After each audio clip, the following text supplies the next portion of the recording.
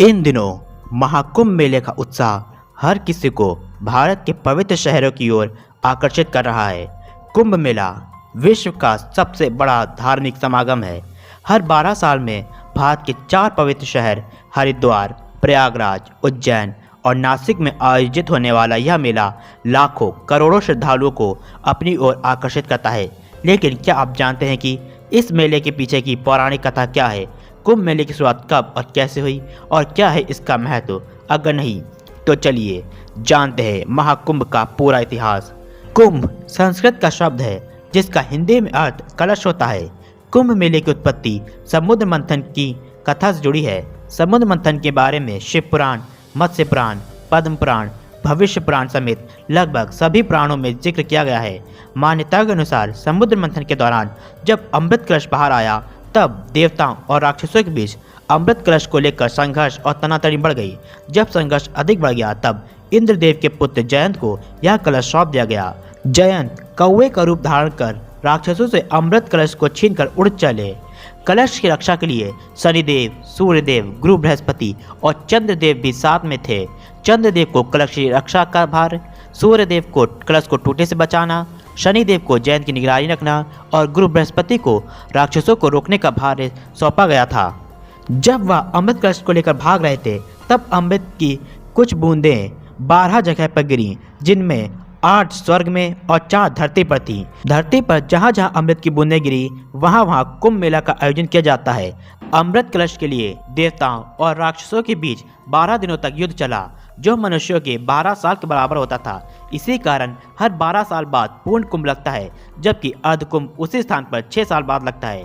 कुल 4 कुंभ का प्रचलन है। पहला कुंभ जो 4 वर्ष में एक बार, दूसरा अर्ध कुंभ जो 6 वर्ष में एक बार, तीसरा पूर्ण कुंभ जो 12 वर्ष में एक बार और अंतिम व सबसे बड़ा महाकुंभ जो 144 वर्ष में एक बार आयोजित किया जाता है। वर्ष 2025 में प्रयागराज में लगने वाला कुंभ महाकुंभ है जो 144 वर्ष बाद आयोजित हो रहा है।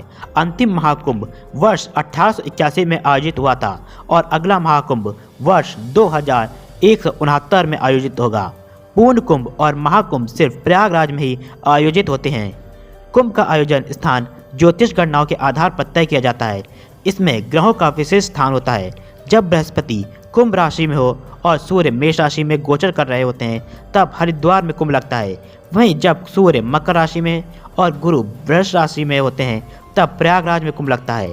वहीं जब गुरु सिंह राशि में गोचर करते हैं तब नासिक में कुंभ लगता है और जब बृहस्पति सिंह राशि में हो और सूर्य मेष राशि में हो तो कुंभ का आयोजन उज्जैन में होता है।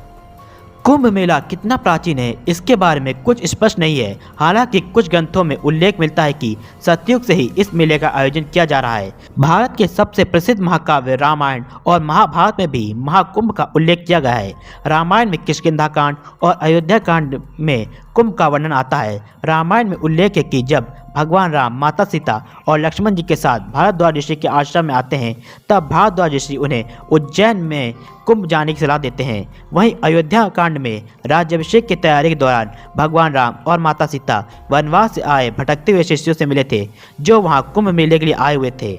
वहीं महाभारत में भी कुंभ मेले का वर्णन आता है। महाभारत में कुंभ मेला का उल्लेख वन पर्व में होता है। यह मेला पांडवों के वनवास के समय आयोजित किया गया था।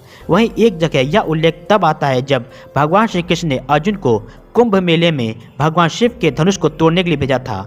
इतिहासकार एस.बी. रॉय के अनुसार 10,000 ईसा पूर्व अनुष्ठानिक नदी स्नान के अवधारणा के प्रमाण मिले हैं। 600 ईसा पूर्व बौद्ध लेखों में नदी मेले का वर्णन है।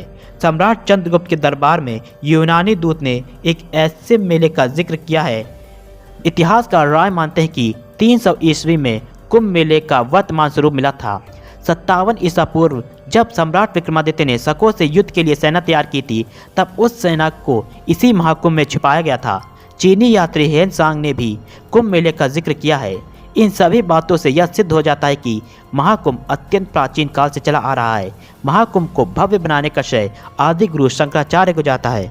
वर्ष 1954 में स्वतंत्र भारत का पहला कुंभ मेला आयोजित हुआ था। 40 लाख लोग इसमें शामिल हुए थे। वहीं वर्ष 1989 में 6 फरवरी के प्रयागराज मेले में 1.5 करोड़ लोग शामिल हुए थे, जो गिनीज वर्ल्ड रिकॉर्ड था।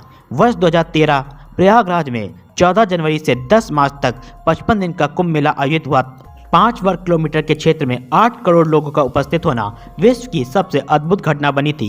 वर्ष 2019 में प्रयागराज में आयोजित हुए अर्ध कुंभ मेले में श्रद्धालुओं की संख्या 25 करोड़ तक जा पहुंची थी, जो एक विश्व रिकॉर्ड था। कुंभ में स्नान करने की कुछ विशेष तिथियां होती हैं, जैसे पौष पूर्णिमा, मकर संक्रांति, मौनी अमावस्या, वसंत पंचमी, माघी पूर्णिमा और महाशिवरात्रि। इस विशेष दिन को अमृत स्नान कहा जाता है।